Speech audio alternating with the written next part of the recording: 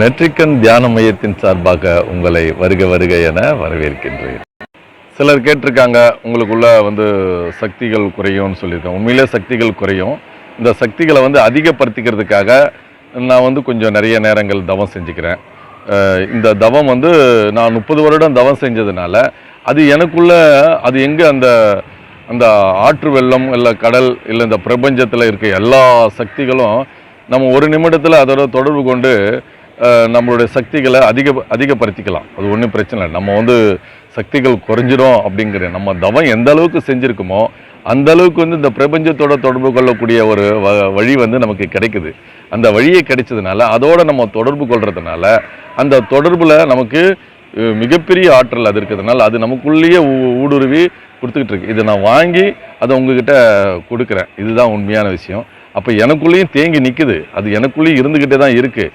அந்த வழி தான், அது சூட்சுமங்கள் தான் முக்கியமானது. இது நல்ல தவம் செய்த பிறகு தான் இதெல்லாம் கிடைக்குது.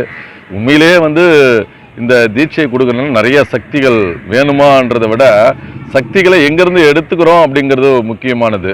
நமக்குள்ளே எங்கே சேமித்து வச்சுருக்குன்றது முக்கியமானது. அப்படி இருந்தால் தான் நம்ம அதை கொடுக்க முடியும். அப்படி இருந்தால் தான் அது மற்றவங்களுக்கு போய் சென்றடையும். அதுக்காக உங்களுக்கு சக்தி இருக்கணும்னு அவசியம் இல்லை. நீங்கள் சாதாரணமாக இருந்தால் போதும். தவம் செய்யக்கூடிய ஒரு நல்ல குருமார்கள், ஒரு ஞானிகள், ஒரு மகான்களுக்கு இது சாத்தியமே அப்படிங்கிறத பலரும் கொடுத்துருக்காங்க. வேதாத்திரி மகரிஷி சொல்லியிருக்காரு. இன்னும் பலரும் சொல்லியிருக்காங்க. இது சித்தர்கள் மகான்கள்லாம் கூட இந்த இதை சொல்லியிருக்காங்க. சக்திகளை எப்படி பிரிக்கிறது, இந்த சக்தியை எப்படி மற்றவங்களுக்கு கொடுக்கறது, இல்லை இந்த பிரபஞ்சத்தில் எப்படி சக்தி எடுக்குது, இந்த 3 விஷயம்தான் ரொம்ப முக்கியம். நமக்குள்ளே சக்திகளை அதிகப்படுத்திக்கணும். இந்த பிரபஞ்சத்தில் இருக்க சக்திகளை தொடர்புபடுத்திக்கணும்.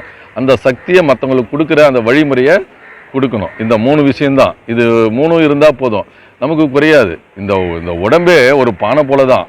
இதுக்குள்ளே எவ்வளோ வேணாலும் உள்ள காற்று உள்ளே வரும் வெளியே எல்லாமே இருக்குது. நீங்கள் பானையை பார்த்தீங்கன்னா உங்களுக்கு தெரியும், அதில் எந்த அடைப்பும் இருக்காது. அதுக்குள்ளே எல்லா காற்றும் வரும். பிரபஞ்சம் எல்லா வெளியிலையும் அந்த காற்று இருக்கும். அதுதான் இப்போ நான் அந்த உடம்பை ஒரு பானையாக தான் வச்சுருக்கேன். நீங்கள் எவ்வளோ வேணாலும் இதில் பயன்படுத்திக்கலாம் அப்படிங்கிறத நான் சொல்லிக்கொள்ள விரும்புகிறேன். இதுக்கு உண்மையிலே அந்த நுட்பங்கள் சூட்சுமங்கள்லாம் நிறைய அவசியமான ஒன்றா தான் இருக்குது. அதனால் இது ஏமாத்துறதுன்றது இல்லை. தீட்சை தானே கொடுக்குறேன். நான் கையிலேருந்து மந்திரத்தில் லிங்கங்கள் இல்லை வேறு ஏதாவது பொருள் எடுத்து கொடுக்குறேன்னா எதுவுமே கொடுக்கலையே. திடீர்னு மண் எடுத்து சர்க்கரையாற்றி கொடுக்குறேன்னா இல்லை இந்த உடம்பை மறைச்சிக்கிறேன்னா அதெல்லாம் எதுவுமே நடக்காது. அதெல்லாம் நடக்கிறதுக்கான வாய்ப்புகள்லாம் இல்லை. இந்த நாணம்ங்கிற ஒரு மாமனிதனாக ஆகக்கூடிய ஒரு ஆற்றல் தான் இருக்குது. அதுதான் உண்மையை. எப்பயுமே சாத்தியமான விஷயங்கள் தான் யோசிக்கணும். இந்த உடம்பு என்ன வரும்னா அந்த மண்ணுக்கு தான் போகும். அது எப்படி பறந்து போயிடுமா இல்லை மறைஞ்சு போயிடுமா? மறையாது. ஏன்னா இதனுடைய உணவு இந்த பூமியில் இருந்த உணவுகள் எடுத்து தான் அந்த உடம்பையே நம்ம உற்பத்தி செஞ்சுருக்கோம். அப்படி இருக்கும்போது அது எப்படி மறையும்? அதெல்லாம் மறையாது. இது இயற்கை நியதி. இயற்கை நியதியை தெரிஞ்சுக்கிட்டு புரிஞ்சுக்கிட்டு இருக்கிறது தான் மகான்களும் ஞானிகளுமே தவிர இயற்கையை மாற்றக்கூடிய வல்லமையெல்லாம் யாருக்குமே வராது. மனிதனுக்குள்ள ஒரு சொர்க்கத்தை உருவாக்கலாம்.